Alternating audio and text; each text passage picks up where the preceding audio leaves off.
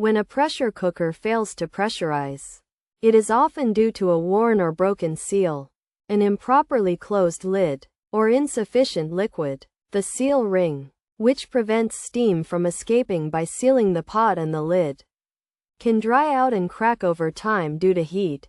To address this issue, start by switching off the pressure cooker, releasing any pent-up steam, and letting it cool. Then, inspect the seal ring for damage or wear, looking for signs of brittleness and cracks. If the ring is damaged, replace it and test the pressure cooker. It is also essential to ensure the lid is properly closed, as steam can leak out if the seal is not locked correctly. If the pressure cooker has built up steam, allow it to escape through the valve before adjusting the lid to prevent accidents. Additionally, check the liquid levels, as pressure cookers rely on water to create steam and pressurize.